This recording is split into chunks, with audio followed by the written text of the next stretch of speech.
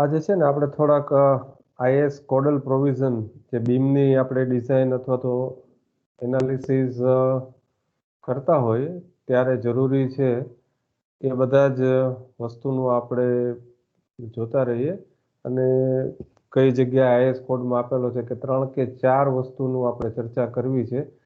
તો સૌથી પહેલા તમે બધા આઈએસ કોડ છે જે એ તમે બધા ખોલશો અને એમાં છે પેજ નંબર 34. આઈએસ કોડમાં પેજ નંબર 34 છે. એમાં તો આપણે જો બીમની એનાલિસિસ શરૂ કરીએ એ પહેલાં તો લોડિંગ કેટલું આવે એ આપણે જોયું બધું કે કેરેક્ટરિસ્ટિક લોડ કેટલો હોય, પછી મટીરિયલની સ્ટ્રેન્થ આપણે જોઈ કે characteristic strength of the material કઈ રીતે લેવી. તો સૌથી પહેલી આપણે બેન્ડિંગ મોમેન્ટ કે એવી બધી વસ્તુ કાઢવી હોય તો ઇફેક્ટિવ સ્પાન. અત્યારે આપણે શું કરીશું? Effective span.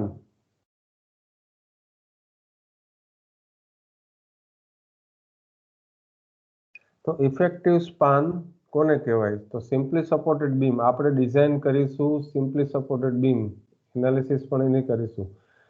ખાસ ધ્યાન રાખો, the effective span of a member that is not built integrally with its support shall be taken as clear span plus effective depth of slab or beam or center to center of support whichever is less.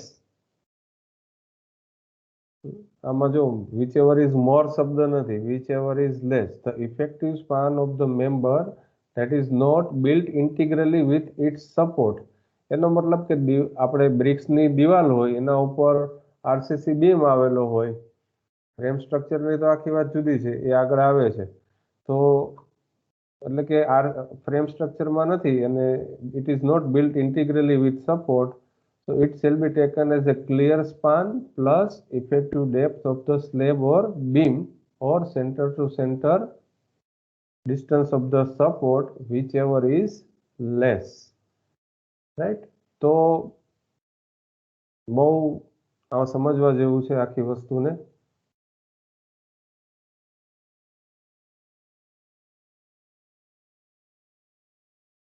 આપણી પાસે simply supported beam છે, એનું ઉદાહરણ લઈએ. આ છે simply supported beam.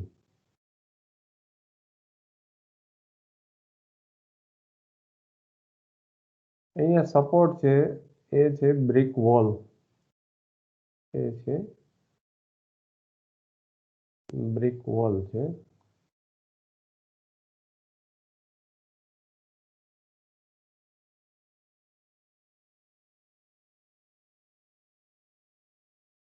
Clear span એટલે આપણને ખબર છે કે આ બે વચ્ચેનું અંતર છે એને આપણે શું કહેવાય છે? Clear span. તો ક્લિયર સ્પાન આનો જે છે એ સપોઝ ઇટ ઇઝ 5 મીટર. માઉસથી હું કરું છું એટલે થોડાક અક્ષરમાં આ પ્રોબ્લેમ રહેવાનો. ક્લિયર સ્પાન છે એ 5 મીટર છે. સપોર્ટની width, સપોઝ આ સપોર્ટ છે એની width છે 300 mm બંને બાજુ.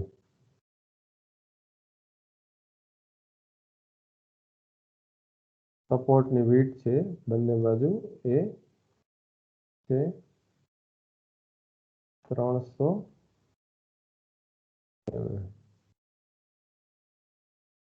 તો આઈએસ કોડલ પ્રોવિઝન શું કહે છે કે effective depth of the beam or slab is the clear span plus effective depth of the slab or beam or center to center distance of the support whichever is less. તો અહીંયા મારે effective ડેપ્થની જરૂર પડે. Suppose આ બીમની effective depth, હવે બધાને આપણને ખબર છે ઇફેક્ટિવ ડેપ્થ એટલે શું. અહીંયા જો તમારું રેન્ફોર્સમેન્ટ હોય તો સેન્ટર ઓફ ધ રેન્ફોર્સમેન્ટ સુધીની જે વાત છે આપણી અહીંયા to this point it is effective depth. It is effective depth. Sorry, આ કેસમાં સપોઝ આપણી ઇફેક્ટિવ ડેપ્થ છે 400 mm. ઇફેક્ટિવ ડેપ્થ છે 400 mm. તો clear span plus effective depth. પહેલું તો ક્લિયર સ્પાન કેટલો છે 5 મીટર પ્લસ ઇફેક્ટિવ ડેપ્થ મીટરમાં કન્વર્ટ કરીએ તો 0.4. તો ધેટ ઇઝ 5.4 મીટર. અને બીજું ક્રાઇટેરિયા છે centre to centre distance between support. તો centre to centre distance between this support એટલે કે અહીંયાથી અહીંયા સુધીનું અંતર છે એ આપણે બંને બાજુથી હાફ લઈએ 300નું તો this will come out as a 5.0 plus 0.3. So that is 5.3 metre. અને IS કોડ કે છે ક્લિયરલી કે whichever is less તો આ બંનેમાંથી ઓપ્શન 2 સેન્ટર ટુ સેન્ટર છે સપોર્ટ છે એ ઓછું થાય છે. એનો મતલબ એમ થયો કે આપણો ઇફેક્ટિવ સ્પાન કેટલો થશે 5.3 મીટર. રાઈટ. બીજો કેસ લઈએ, આવો જ કેસ સ્લેબનો. સપોઝ બીમની જગ્યાએ સ્લેબ છે, આપણે જોઈએ હવે. આ સિમ્પલી સપોર્ટેડ સ્લેબ છે. એમાં પણ આપણે જે સપોર્ટની વિડ્થ છે જે એ 300 mm છે. સપોર્ટની વિડ્થ છે જે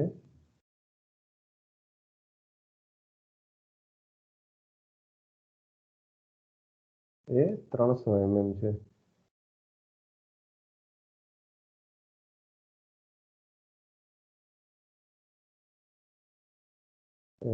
સપોર્ટ વિડ્થ. ક્લિયર સ્પાન અહીંયા પણ આપણે રાખીએ છીએ સપોઝ 4 મીટર. ક્લિયર સ્પાન છે આ છે clear span that is 4 metre. અહીંયા સ્લેબની ઇફેક્ટિવ ડેપ્થ,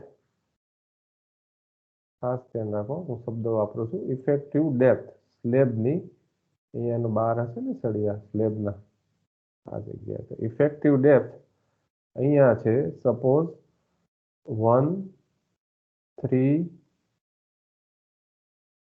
mm. 130 mm. તો પહેલા કેસની અંદર શું થશે clear span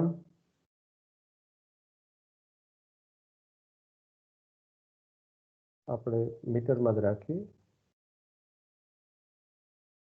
clear span plus effective depth 0.13 metre. તો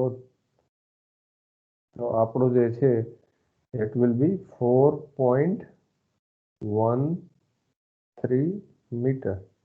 અને જે બીજો કેસ છે આપણો એમાં છે centre to centre distance between support.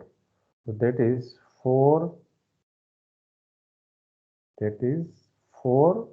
plus 0.3. તો અહીંયા આપણો આવશે 4.3 મીટર. આ બંનેમાંથી કયું ઓછું છે તો પહેલા કેસનું ઓછું છે. તો ઇન શોર્ટ સપોર્ટ વિડ્થ કરતા તમારી ઇફેક્ટિવ ડેપ્થ જો ઓછી હોય તો તમારું આ જે પહેલો કેસ છે એ તમારો ઇફેક્ટિવ સ્પાન થાય, અને જો સપોર્ટ વિડ્થ કરતા તમારી ઇફેક્ટિવ ડેપ્થ છે એ વધારે હોય તો તમારો બીજો કેસ છે એ ઇફેક્ટિવ સ્પાન થવાનો છે. તો ફરી એક વખત, simply supported beam not cast integrally with support, એના માટે કયા કયા ક્રાઇટેરિયા છે? એક તો clear span plus effective depth, અથવા તો centre to centre distance between support, એ બેમાંથી જે ઓછું હોય એને આપણે ઇફેક્ટિવ સ્પાન તરીકે લેવાનો રહેશે. રાઈટ. તો આ એક ક્રાઇટેરિયા થયો. આઈએસ કોડ છે એ હજી આગળ વધે છે, અને કન્ટિન્યુઅસ બીમ અને સ્લેબ માટેના ક્રાઇટેરિયા છે, પણ એ પણ તમે જોજો. કન્ટિન્યુઅસ બીમ, અને આપણે અત્યારે ઉપયોગી સિમ્પલી સપોર્ટેડ છે. કેન્ટિલીવર માટે પણ આપેલું છે. The effective length of the cantilever shall be taken as length to the face of the support plus half the effective depth except where it forms the end of continuous beam where the length of the center of the support shall be taken. જો integral part હોય તો centre of the support લેવાનું, અથવા તો જે આપણો face of the support છે એનાથી plus half the effective depth. અને ફ્રેમ સ્ટ્રક્ચર હોય તો in analysis of continuous frame centre to centre distance between shall be used. એટલે કે જો તમારી પાસે આપણી પાસે ફ્રેમ હોય આખી અને એની એનાલિસિસ કરતા હોય તો નેચરલી એ છે એના માટે આ કોઈ જરૂરી નથી. સપોઝ આપણે આ કોઈ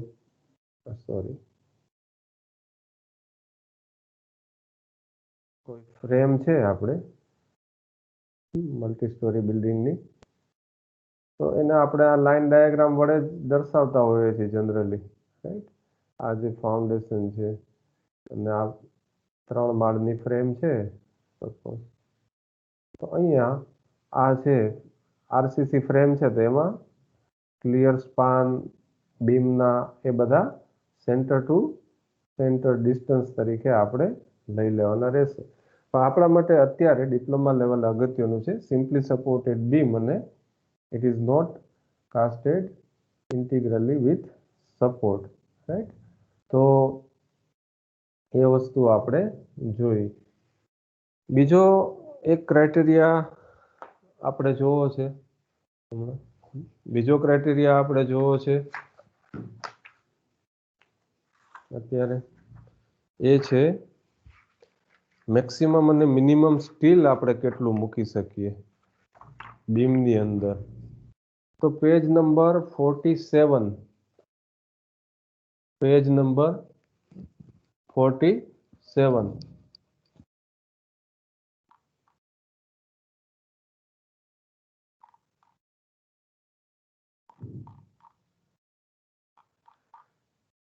ઉપર આપેલું છે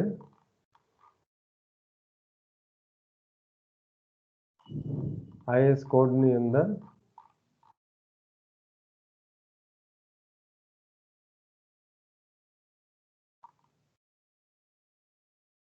અહીંયા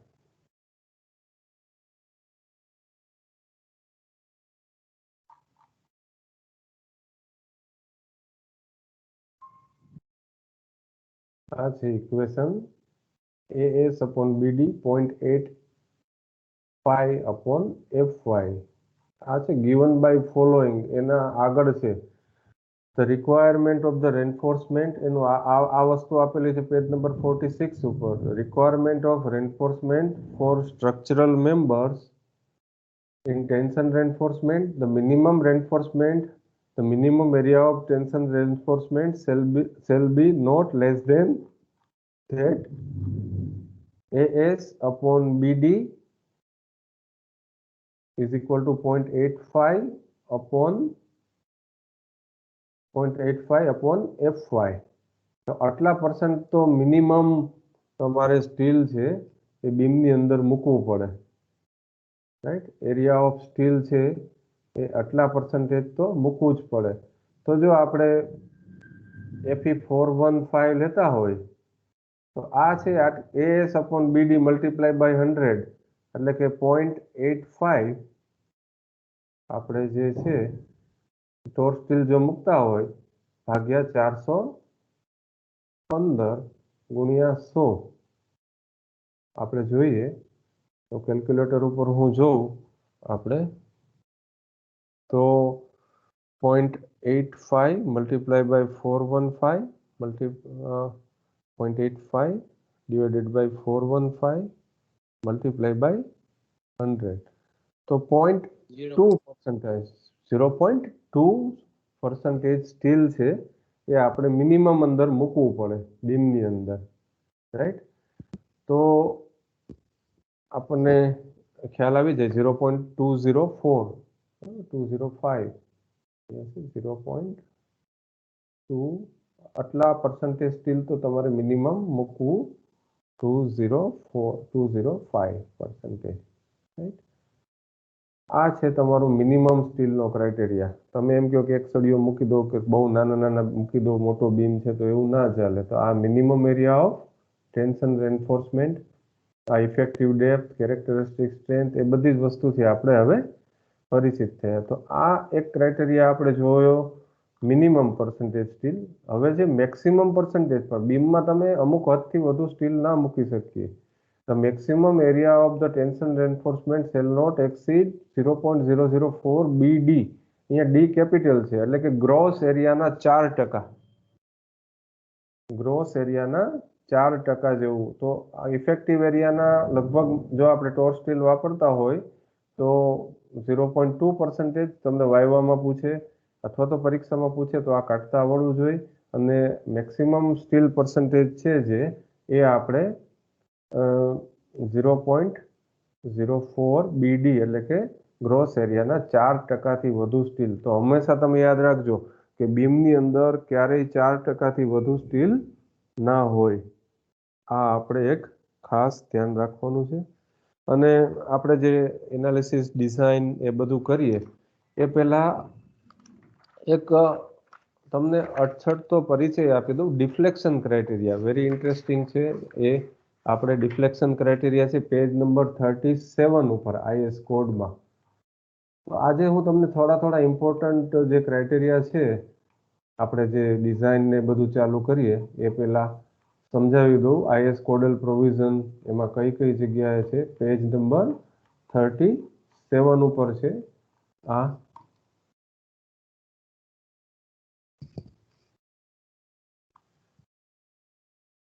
તો vertical deflection limit may generally be assumed to be satisfied provided that the span to depth ratio are not greater than the value obtained as below. The basic value of span to effective depth ratio of span up to 10 meters. ખાસ ધ્યાન રાખો, span up to 10 meter. Cantilever માટે છે 7.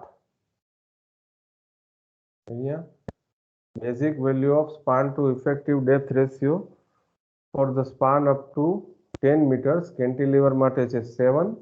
Simply supported માટે છે 20. આ ગોખી જ નાખીએ આપણે આ બધી વસ્તુ. અને કન્ટિન્યુઅસ માટે વાયવામાં, પરીક્ષામાં વારંવાર આપણે આ વસ્તુ પૂછાય છે. કેન્ટિલીવર બીમ હોય તો એના માટે effect value of span to effective depth. આપણે સ્પાનની ગણતરી તો કઈ રીતે કરવી એ જોઈ લીધું. સ્પાન ટુ ઇફેક્ટિવ ડેપ્થ એ 7થી વધવી ના જોઈએ. સિમ્પલી સપોર્ટેડ બીમમાં 20થી વધવી ના જોઈએ. અને કન્ટિન્યુઅસ બીમ હોય તો એમાં 26થી વધવી ના જોઈએ. અને જો 10 મીટર કરતાં જો વધારે સ્પાન હોય તમારે તો for span above 10 metre value of A may be multiplied by 10 upon span in meters except for the cantilever, in which case deflection calculation should be made. 10 મીટરનો કેન્ટિલીવર બીમ એટલે તો બહુ મોટી વસ્તુ કહેવાય. જો કેન્ટિલીવર બીમ 10 મીટરથી વધારે હોય તો એકચ્યુઅલ એના ડિફ્લેક્શન કે એવું બધું આપણે કરવું પડે. જો 12 મીટરનો બીમ હોય તો આને આ વસ્તુને આપણે શું કરવું પડશે? Multiply by 10 upon span. બરાબર, મે બી બરાબર ને, ફોર ધ સ્પાન એબાઉટ 10 એ may be multiply by 10 span in meters, except for the cantilever. Depending on the area and stress of the steel tension, value of A or B shall be modified by multiplying with modification factor. તો આ છે એ basic value છે, basic values of span to effective depth.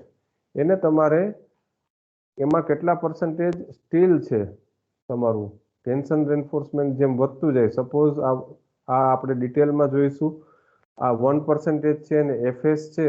એફએસની value કઈ રીતે મળે? 0.58 FY area of cross sectional of steel required to area of cross sectional steel provided. તો અહીંયા આપણે જો જેટલું સ્ટીલ જોઈતું હોય એટલું જ પ્રોવાઈડ કરેલું હોય તો એફએસની કિંમત કોટ સ્ટીલ માટે આવશે 240ની આસપાસ. તો આપણો જે કર્વ છે જે એ આ કર્વનું આપણે ઇમ્પોર્ટન્ટ વધારે છે. જો આપણે 1% ટેન્સાઇલ સ્ટીલ પ્રોવાઈડ કરેલું હોય તો અહીંયા 1% અહીંયાથી લઈ 240 ઉપર લઈ અને આપણો જે છે મોડિફિકેશન ફેક્ટર કેટલો થશે? 1 એટલો જ રહેશે. જો મેં 1.6% અહીંયા પ્રોવાઈડ કરેલું હોય સ્ટીલ તો અહીંયા આપણે જઈએ, અહીંયા મોડિફિકેશન ફેક્ટર લઈએ તો અહીંયા ક્યાંક આવશે 0.9 જેટલું. જો મેં 0.8% સ્ટીલ પ્રોવાઈડ કરેલું હોય તો 240ને અહીંયા અડકશે અને અહીંયા આપણે આવશે 1.05 જેવું કંઈક વેલ્યુ આવશે. તો આ basic span to depth ratio જે છે કેન્ટિલીવર માટે 7, સિમ્પલી સપોર્ટેડ માટે 20 અને કન્ટિન્યુઅસ માટે 26, એને તમારે 3 મોડિફિકેશન ફેક્ટર. પહેલો મોડિફિકેશન ફેક્ટર શેમાં છે? આપણો ટેન્શન રેન્ફોર્સમેન્ટ. બીજો આવશે depend on area of compression reinforcement. Doubly reinforce beam આપણે જોઈશું એમાં જેમ કોમ્પ્રેશન રેન્ફોર્સમેન્ટ વધતું જાય એમ મોડિફિકેશન ફેક્ટરની કિંમત પણ વધતી જાય. અને ત્રીજું છે મોડિફિકેશન ફેક્ટર આપણો એ જે છે એ ફ્લેંજ બીમ માટે છે, ટી બીમ અથવા તો એલ બીમ માટે, રાઈટ. તો પર્સન્ટેજ કોમ્પ્રેશન રેન્ફોર્સમેન્ટ આ M2 છે ને આ છે એમ modification factor 3. Ratio of web width to flange width. આ આપણો જે બીમ હોય, આ સપોઝ ટી બીમ છે આપણો, તો આ છે ફ્લેંજ વિડ્થ અને આ છે વેબ વિડ્થ.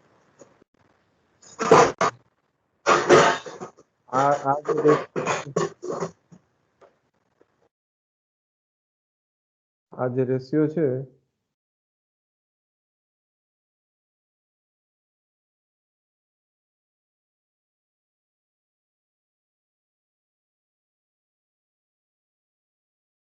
એના ઉપર આપણે રેશિયો ઓફ વેબ વિડ્થ, આ છે વેબ વિડ્થ અને આ છે ફ્લેંજ વિડ્થ BF, એના ઉપરથી મોડિફિકેશન ફેક્ટર આવે.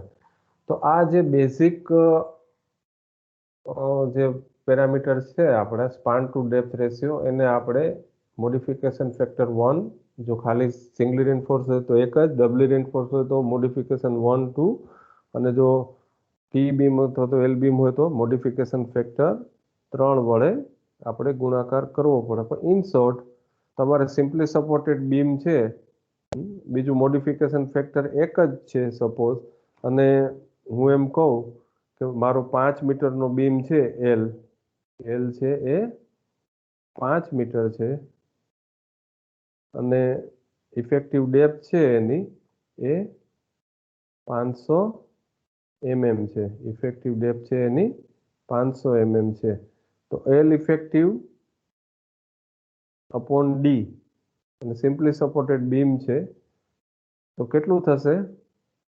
એલ અપોન ડી 5 મીટર એટલે કે 5000 mm ભાગ્યા 500 mm, એલ અપોન ડી નો રેશિયો 10 થશે. તો ધેટ ઇઝ ઓકે. શેના માટે?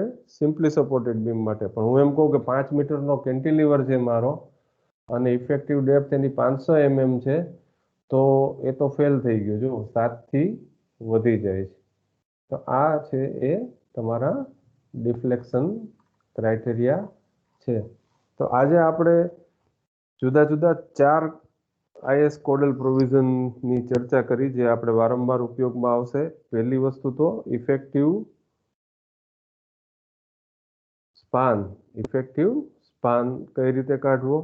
તો ક્લિયર સ્પાન વત્તા ઇફેક્ટિવ ડેપ્થ અથવા તો centre to centre distance between support. આ રીતે આપણને ઇફેક્ટિવ સ્પાન મળશે. પછી આપણે જોયું કે મિનિમમ સ્ટીલ કેટલું હોય, મેક્સિમમ સ્ટીલ કેટલું હોય બીમની અંદર. એ ક્રાઇટેરિયા પણ આપણે જોયો, મિનિમમ અને maximum steel percentage.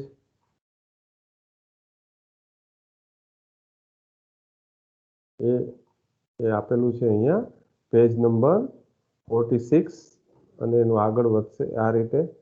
Point AS upon BD is equal to 0.85 upon FY. અને બીજું આપણે જોયું કે મેક્સિમમ રેન્ફોર્સમેન્ટ કેટલું હોય, તો કે 0.04 BD, એટલે કે ઓલમોસ્ટ ગ્રોસ એરિયાના 4% જેટલું જોઈએ. અને છેલ્લે આપણે ડિફ્લેક્શન ક્રાઇટેરિયાસ બધા જોયા. Simply supported beam, continuous beam અથવા તો સ્લેબ અને કેન્ટિલીવર માટે basic span to depth ratio કેટલો હોય. આ ખાસ યાદ રાખજો, કેન્ટિલીવર માટે 7, સિમ્પલી સપોર્ટેડ માટે 20 અને કન્ટિન્યુઅસ માટે 26. એને પાછા 3 મોડિફિકેશન ફેક્ટર જે લાગુ પડતા હોય એને ગુણાકાર કરીએ. પર્સન્ટેજ સ્ટીલ એટલે કે એકલું ટેન્શન રેન્ફોર્સમેન્ટ હોય તો એને તમારે આ બાજુથી આપણે જો પ્રેક્ટિસ કરીશું એટલે આવડી જશે બધું વ્યવસ્થિત. અત્યારે ખાલી સમજી લો, કોમ્પ્રેશન રેન્ફોર્સમેન્ટ હોય તો આ મોડિફિકેશન ફેક્ટર 2, અને અહીંયા જ્યારે આપણે કહીએ કે ફ્લેંજ બીમ હોય ત્યારે એનો મોડિફિકેશન ફેક્ટર 3. આ 3 મોડિફિકેશન ફેક્ટર વડે ગુણો આ, તો એકચ્યુઅલી એ છે આપણે જો સિમ્પલી સપોર્ટેડ માટે 20 હોય તો એને 3 મોડિફિકેશન ફેક્ટર MF1, MF2 અને MF3 વડે ગુણી અને જે આવે તે actual span to depth ratio કહેવાય.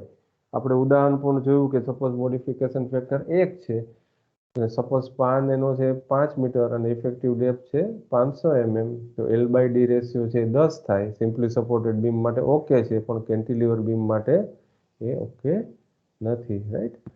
તો આટલી વસ્તુ આપણે આજે આટલું ક્રાઇટેરિયા જોયા. નાનો આપણે ઉપયોગ કરી અને પછી જુદા જુદા આના એનાલિસિસ પ્રોબ્લેમ અને ડિઝાઇન પ્રોબ્લેમ જોતા રહીશું.